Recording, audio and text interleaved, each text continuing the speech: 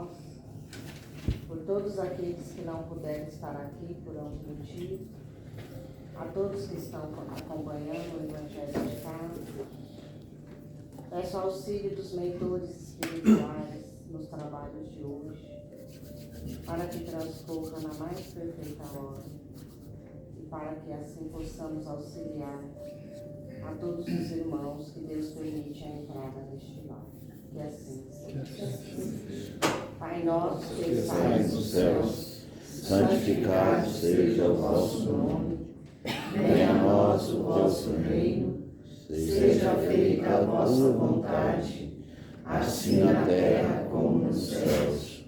O pão nosso de cada dia nos dai hoje. Perdoai as nossas ofensas, assim como nós perdoamos a quem nos tem ofendido. Não nos deixeis cair em tentações, mas livrai-nos de todo o mal. Que assim seja, graças a Deus. Poder e glória para sempre.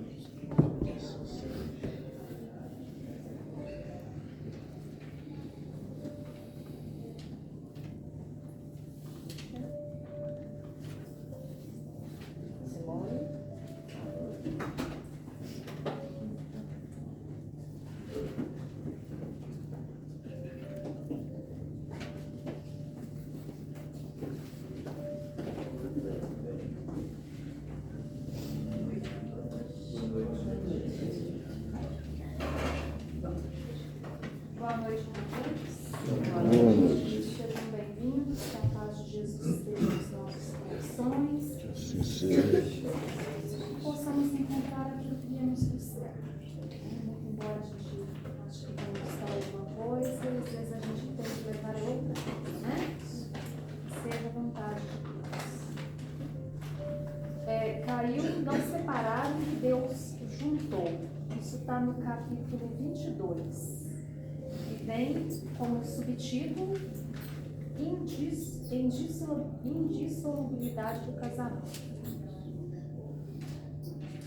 E vem já de início uma parte que está na Bíblia, em Mateus, no capítulo 19, versículo de 3 a 9. E vem dizendo assim: E chegaram-se a ele os fariseus, tentando-o e dizendo: É porventura lícito a um homem repudiar a sua mulher por qualquer causa? Respondendo, lhes disse: Não tendes lido que quem criou o homem desde o princípio o fez macho e feio? E disse: Por isso deixará o homem pai e mãe, e ajuntar-se-á com sua mulher, e serão dois numa só carne. Assim que já não são dois, mas uma só carne. Não separe logo o homem o que Deus ajuntou. Replicaram-lhe eles: Pois por que mandou Moisés dar ao homem a sua mulher carta de desquite e repudiá-la? Respondeu-lhe: Porque Moisés, pela dureza dos vossos corações, vos permitiu repudiar vossas mulheres. Mas ao princípio não foi assim. Eu, pois, vos declaro que todo aquele que repudiar a sua mulher, se não for por causa da fornicação e casar com outra, comete adultério.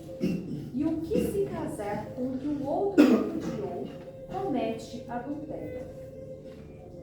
Essas palavras, gente, da parte que está na Bíblia, né, sobre o que aconteceu aqui nesse momento, primeiramente a gente tem que compreender que os fariseus eram pessoas que viviam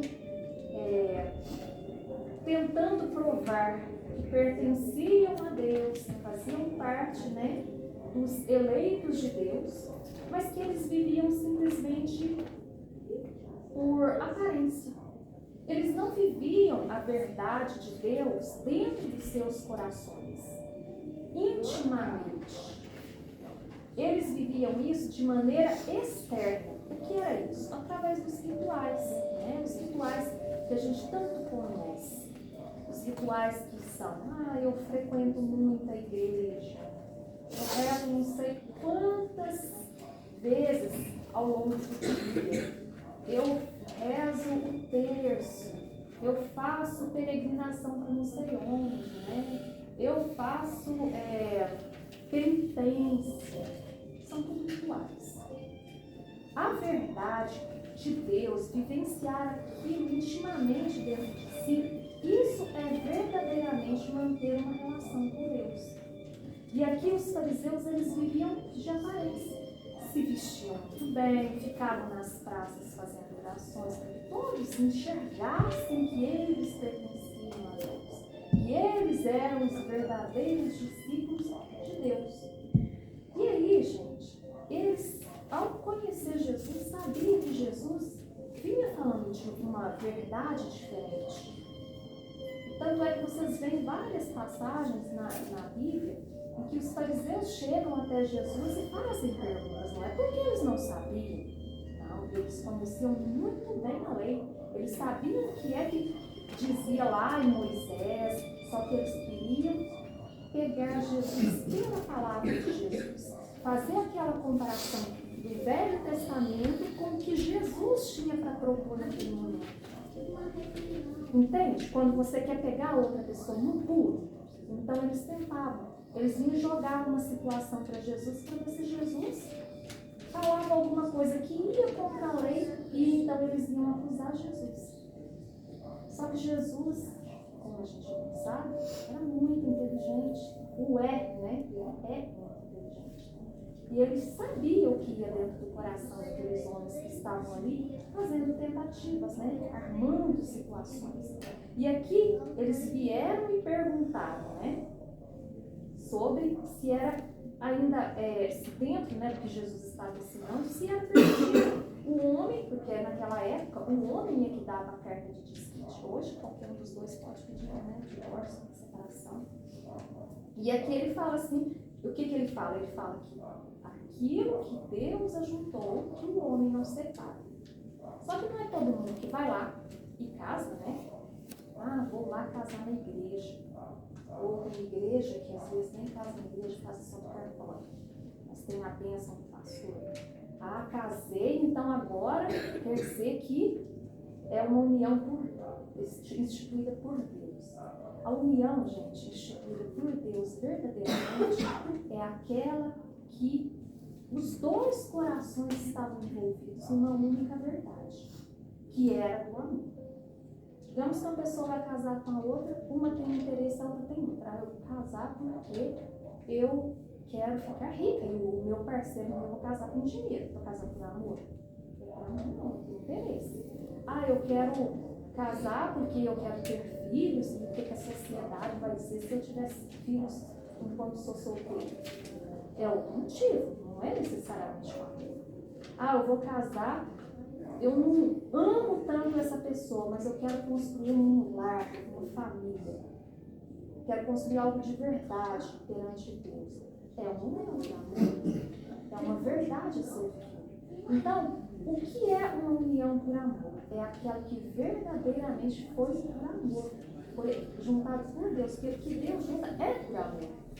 Agora, é lógico que Deus não vai impedir que alguém se case com alguém por interesse. A pessoa tem um livre-arbítrio, ela pode casar por ele, motivos. Pode casar porque quer casar, né? E aí, uma hora ou outra, isso vai pesar nessa relação.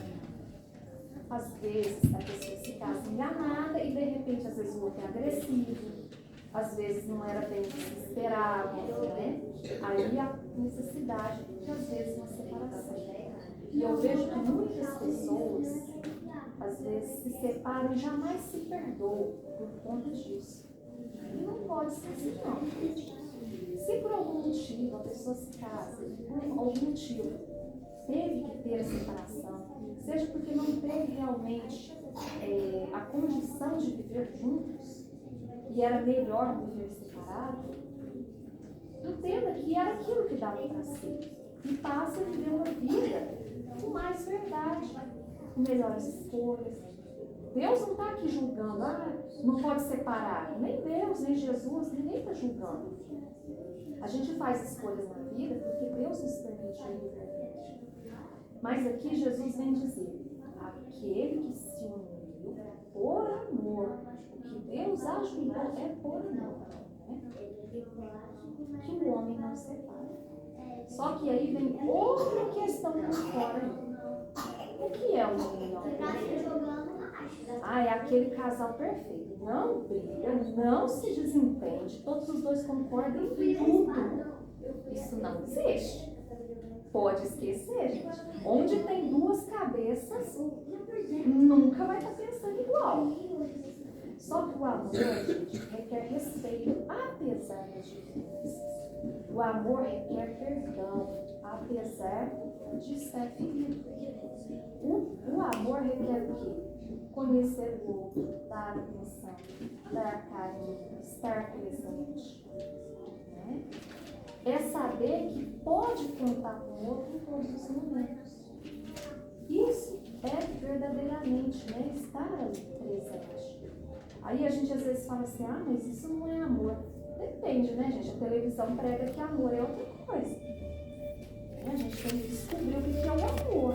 Porque tem gente que acha que amor é sexo, tem gente que acha que amor é aquela propaganda de margarina na televisão, todo mundo sentado na mesa comendo, né? Aquela coisa assim, ninguém se entende.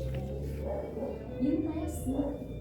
O amor verdadeiro é aquele que, apesar das diferenças, as pessoas se gostam, se consideram, se ajudam, se respeitam, estão presentes.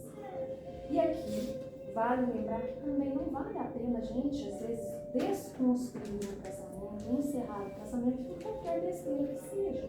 Tem que ser uma coisa muito bem refletida, porque no casamento, né, ali já existe a união não só do casal, mas de duas famílias, aos filhos. Então, quando se separa, é uma coisa que se quebra. Mas se aquela união estiver machucando muito alguém, e ver que não vale a pena, não vale a pena viver, né? Construindo mais ódio, mais desamor e deitando no chão para o outro sapatear em cima. Não vale. Quando a gente vê que é melhor separar, talvez a pessoa aprenda mais com a separação do que no casamento. E se perdoar. E encerrar sem ficar com ódio do outro. Sem ficar com a revolta também. E aqui Jesus vem respondendo, né, que é por causa da dureza do coração das pessoas que elas se separam. Eu separo porque eu não aguento que essa pessoa faça isso comigo e tal. Só que Jesus, o que ele vinha ensinar na lei dele? Na lei de Jesus, que é um remodelar de todo o Velho Testamento. Às vezes as pessoas acham que os espíritas, né, não estudam o Velho Testamento. O Velho Testamento tem muita coisa boa, mas tem muita coisa que é história, né, que é alegórico, né? Mas tem que se comparar o velho com o novo. Há uma transição imensa. As verdades que foram sendo trazidas ao planeta Terra foram aos pouquinhos. Lá no começo, vieram os profetas, depois veio Moisés e vem trazendo. Aí veio Jesus. Jesus disse tudo? Não, ele disse aquilo que era compreensível àquela época. E até hoje a gente não está compreendendo. A gente está aqui para estudar o que é que Jesus disse. Ele disse tantas coisas e as pessoas ficaram assim, não estão entendendo nada. Né? Ele falou, mas do que você está falando? Eu não conseguia, eu não tinha a capacidade para absorver. Mas aí o que foi dito? Que viria o tempo que a gente compreenderia. Estamos nesse tempo. No tempo em que a gente está pronto para esse despertar, para essa compreensão. Né? Então, a gente saiba compreender quando Jesus falava de amor. Vocês vejam que Jesus falava assim, tem que amar a todos. Aí a gente lia a verdade assim, né? Falava assim, nossa, mas fulano não dá. Não dá para perdoar, não dá para amar aquele inimigo meu, não. Isso aí, eu acho que Jesus meio que exagerou. Aí hoje vem o quê? O Espiritismo diz o quê? Tudo bem, se você não quiser perdoar o seu amigo, o seu inimigo, não quiser deixar para lá, você vai ficar amarrado com ele por muitas e muitas encarnações. Até você compreender que hoje ele é seu inimigo, amanhã é seu filho, e aí você vai amar. Não é melhor a gente querer construir um laço ameno agora do que ter que vir em tantas outras encarnações para estabelecer o laço de amor? Lembrando que aqui vem falando hoje sobre a insolubilidade do casamento, não há ache que os encontros, seja de marido e mulher, seja os filhos, seja os pais, os parentes que nos rodeiam são ao acaso. Jamais, não são ao acaso. Tudo muito bem programadinho, né? Você vai encontrar. Nossa, o que você vai chegar lá do outro lado? Você está lá na vida espiritual e vai chegar aqui. Ah, eu vou nascer filho do fulano, mas filho do fulano, vai crescer. Nossa, não vou gostar nem que pegue no colo. Vou chorar por cada vez que o fulano pega no colo. Vai ser filho do quê? Vamos lá. Aí você vai casar com aquela. Não, eu não vou casar, pai. Aí os olhos brilham e você se apaixona por aquela pessoa. De repente você descobre que aquela pessoa não tinha nada a ver. Mas era para você casar com aquela pessoa. Então, dentro do lar da gente, dentro da nossa casa, é ali que a gente encontra as maiores dificuldades. Ali a gente encontra amigos que vão nos auxiliar na jornada e grandes inimigos, seja nos nossos filhos ou nos nossos parentes próximos. Então, a gente consegue se divorciar, né? Do nosso marido, da nossa esposa, consegue. Mas em uma vida futura, se tem como nosso filho, a gente consegue desfazer o laço, né? Muita gente às vezes tenta, dentro do coração ainda renegando com muito ódio, resolve abortar, né? Então a gente vê que as escolhas nossas são feitas de maneira consciente e o resgate também. Então, quando as oportunidades de amor batem na nossa porta, que a gente saiba acolher. E se for de dor, que a gente não culpe a Deus. Nós já estamos assim numa maturidade espiritual tal que nós devemos reconhecer que tudo que nos acontece não é que seja por castigo, mas é por necessidade de aprendizado. Né? O que a gente tem que aprender diante daquela situação? Será que é o outro que é culpado? Ou será que eu estou numa determinada situação porque eu preciso passar por aqui, pelas situações da vida? Né? Vamos ao comentário do Evangelho mesmo. A não ser o que procede de Deus, nada é imutável no mundo. Tudo que procede do homem está sujeito às mudanças. As leis da natureza são as mesmas em todos os tempos e em todos os países. As leis humanas, porém, modificam-se segundo os tempos, os lugares e o desenvolvimento intelectual. No casamento, o que é de ordem divina é a união conjugal, para que se opere a renovação dos seres que morrem. Mas as condições que regulam essa união são de tal maneira humanas que não há em todo o mundo, e mesmo na cristandade, dois países em que elas sejam absolutamente iguais. E não há mesmo um só que elas não tenham sofrido modificações através dos tempos. Resulta desse fato que, perante a lei civil, o que é legítimo em um país em certa época torna-se adultério em outro país e em outro tempo. Isso porque a lei civil tem por fim regular os interesses familiares, e esses interesses variam segundo os costumes e as necessidades locais. É assim, por exemplo, que em certos países o casamento religioso é o único legítimo, enquanto em outros o casamento civil é suficiente. Mas na união conjugal, ao lado da lei divina material, comum a todos os seres vivos, existe outra lei divina, imutável como todas as leis de Deus, e exclusivamente moral, que é a lei do amor.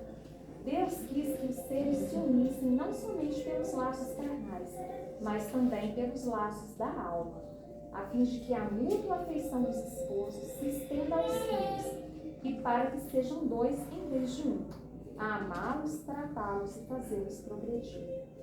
Nas condições extraordinárias do casamento, é levada em conta a lei do amor? Absolutamente. Não se consulta o sentimento mútuo de dois seres que se atraem reciprocamente, pois a maioria das vezes esse sentimento é corrompido. O que se procura não é a satisfação do coração, mas a do orgulho, da vaidade, da cupidez. Uma palavra, todos os interesses materiais.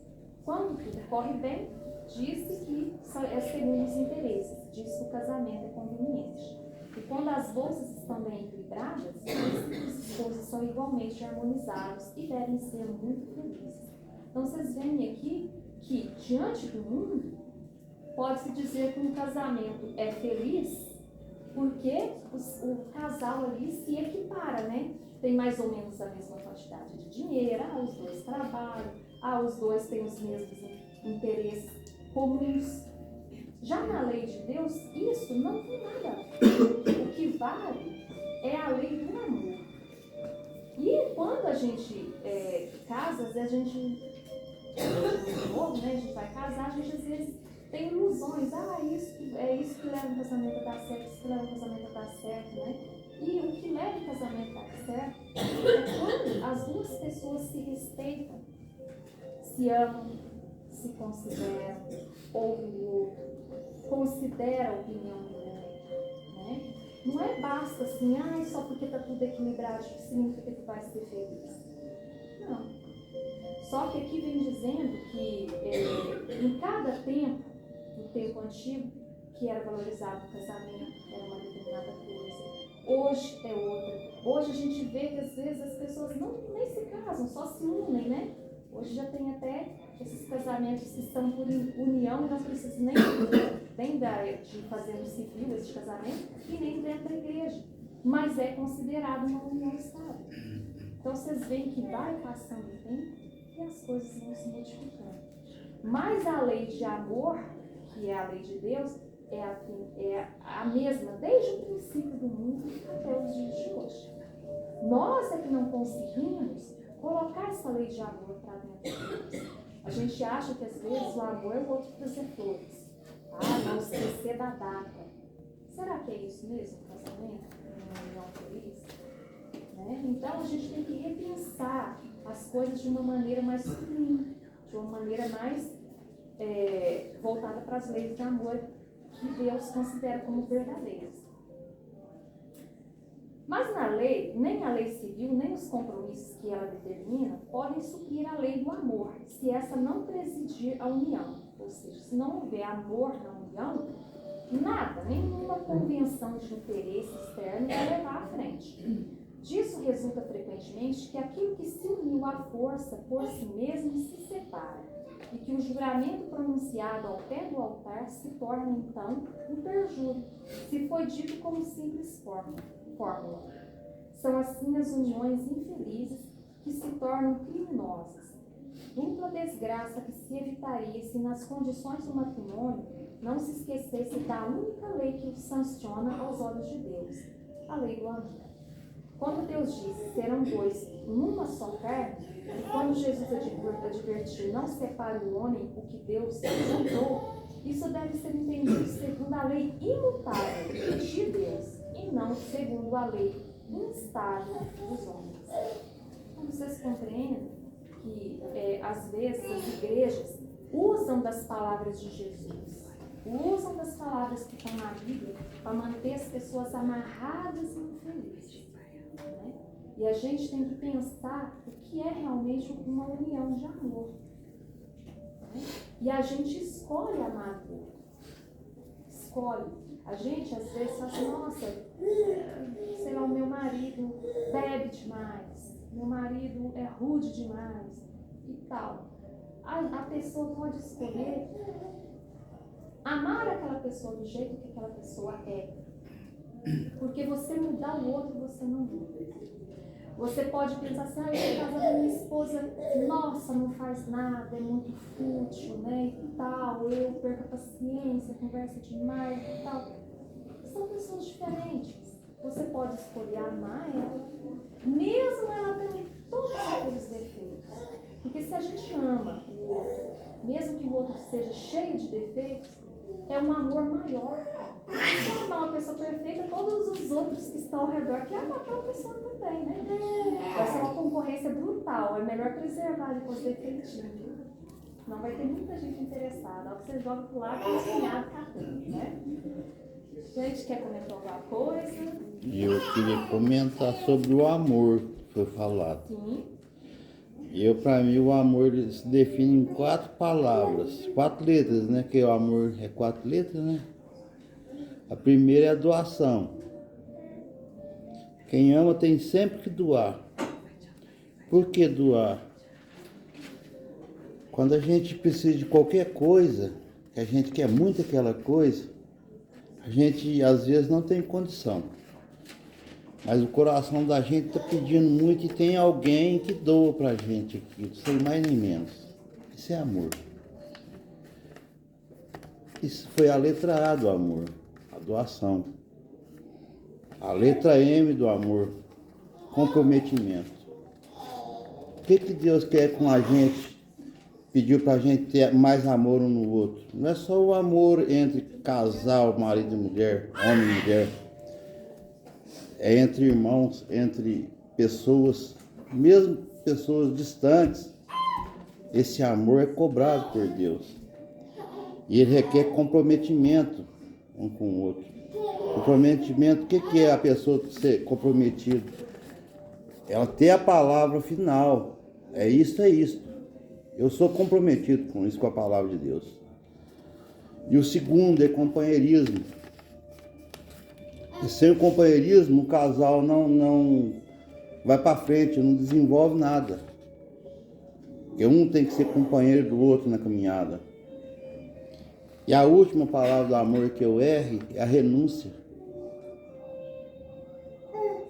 Às vezes a gente tem que renunciar àquilo que a gente quer em prol do parceiro da gente.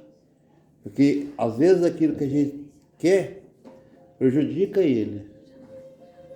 E prejudicando ele, volta pra gente. Entendeu?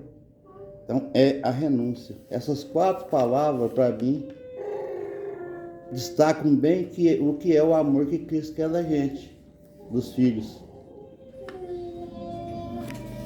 Foi o que eu entendi sobre amor, tanto de marido e mulher, de homem e mulher, como o amor que Cristo quer mostrar pra gente. Mais alguém? Perguntar? Comentar? Não? Lembrando, gente, que às vezes a pessoa vive ao lado da outra por, sei lá, 50, 60 anos casados. Aí chega lá do outro lado, aturou o outro, né?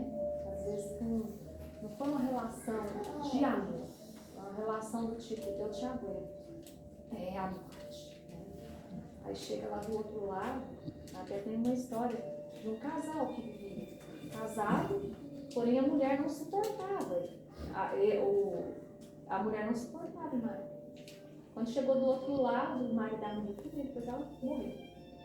Quando chegou do outro lado, ela falou assim, agora eu cumpri meu papel, fiquei casada. Ela falou assim, mas não importava, não era o casamento, o que importava era o amor. Vocês não tinham nada a ver, mas você tinha que ter nutrido por aquela pessoa respeito, amor, consideração. Você simplesmente aturou aquela pessoa. E aí, a entidade espiritual que estava do outro lado falou assim, você tem um resgate com essa pessoa. Você vai voltar a reencarnar novamente com ela, porque você não cumpriu as condições. Ah, mas eu fiquei casada, eu não larguei, eu não me separei. Mas isso não significa, gente. Porque então viver lá da lado pode ser uma vida de guerra, que é pior do que estar separado. Então veja que tem que ser uma relação de respeito, amor.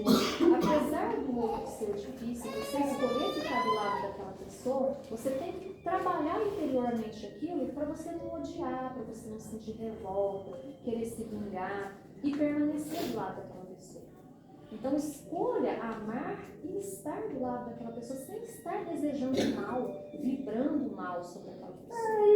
Porque se tudo que o outro fizer você for ficar magoado e devolvendo alfinetadas em cima de alfinetadas, mesmo que em silêncio, você não está cumprindo a lei de Deus que é o amor. Igual o Titi estava falando, essa lei de amor não vale somente para casal, não. Às vezes você tem que conviver com um irmão difícil, às vezes é com um pai difícil, às vezes é com uma mãe difícil. Não fica odiando. Se tem que estar do lado, não há outra forma que seja uma convivência da lei de amor. Ah, mas eu não quero seguir essa lei, não.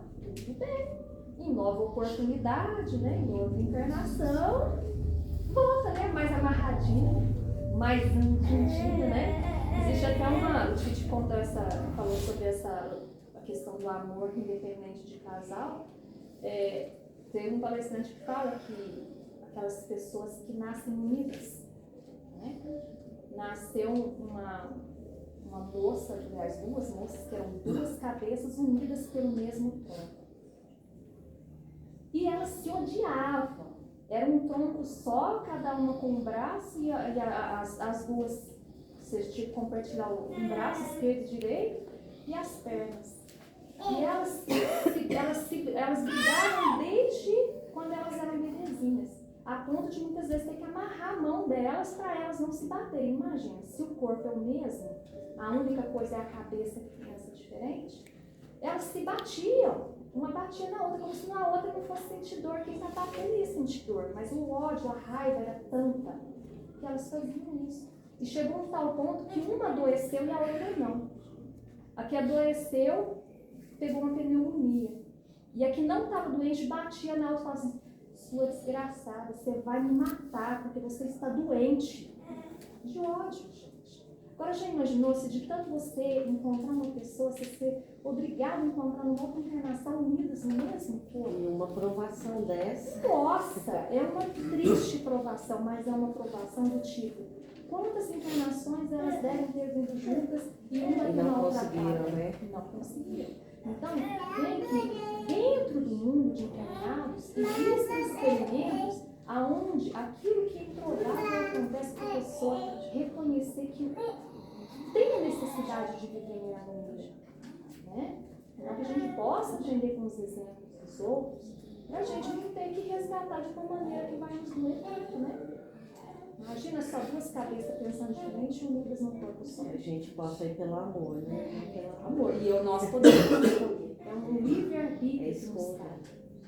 Só que a gente sempre quer o mais difícil, né? Porque nós somos meio acomodadinhos, né? Enquanto a gente puder não amar o outro, a gente vai culpando tudo. E sempre escolhe o lado mais difícil, nunca o lado mais fácil, que a gente acha que o fácil não é bom. Exatamente. E o Chico lembrou bem dessa questão de não ser só marido e mulher, porque hoje é o meu marido, amanhã é meu filho. Hoje é minha mulher, amanhã é minha mãe. Não é melhor a gente já começar um relacionamento pelo menos de tolerância, né, de respeito? Porque a gente vai ter que construir algo de positivo. E eu falei demais. Vou passar falando pra quem. Essa menina que você falou aí, eu vi ela na televisão. É triste, Do não é? jeitinho que você falou. É um caso de A reportagem dela.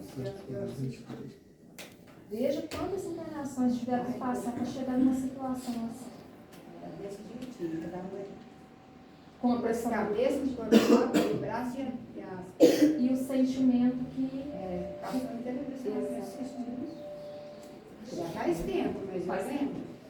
Vamos passar para a leitura do livro SOS Prece. Sério?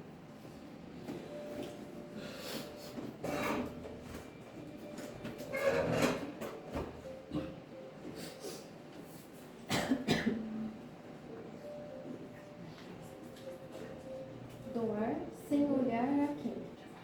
Senhor Jesus, sabemos que a misericórdia divina doa sempre que necessitamos para sobreviver na matéria física. E o que precisamos para o nosso progresso espiritual? É necessário que aprendamos a usufruir os bens materiais sem apego exagerado.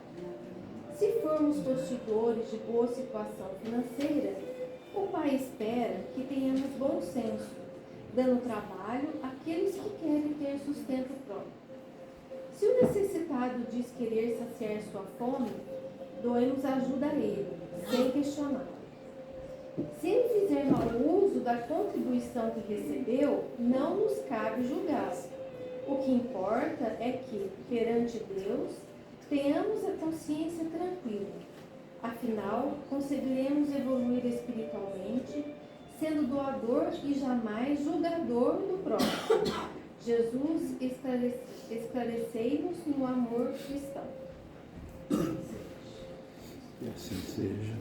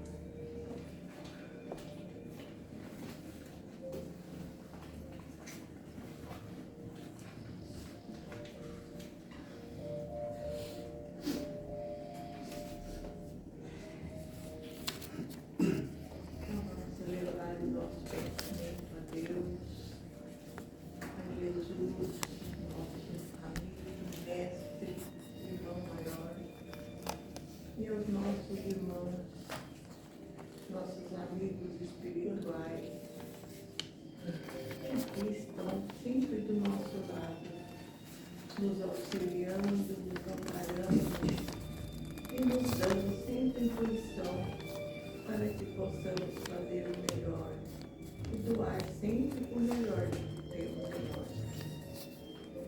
Agradecemos, Senhor, por nós termos essa oportunidade, por tantas bênçãos recebidas, pela paz que nos envolve. Agradecemos por mais um dia de vida e de aprendizado. Que toda essa energia emanada possa ir de encontro a todos os nossos irmãos que estão necessitados de uma vibração, de uma palavra amiga, de um carinho. Aos idosos, aos doentes nos hospitais, aos médicos, enfermeiros e cuidadores, às nossas crianças do planeta, à nossa juventude, Senhor. Pedimos também por todos aqueles irmãos que vivem em estado de rua, que todos possam ser beneficiados com seu carinho. Pedimos também, Senhor, pelos nossos governantes, para que possam fazer o melhor que puder para seus irmãos. Pedimos pelos nossos irmãos nas cadeias públicas, nas penitenciárias.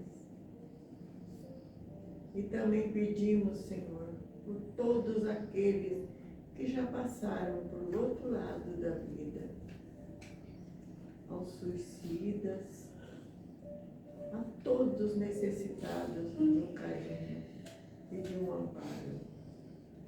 E assim, Senhor, agradecido por tudo que temos e por tudo que somos, pedimos licença à espiritualidade para encerrar essa nossa reunião, que faremos a oração que vós nos ensinais. Pai nosso que estás nos céus, santificado seja o vosso nome. Venha a nós o vosso reino.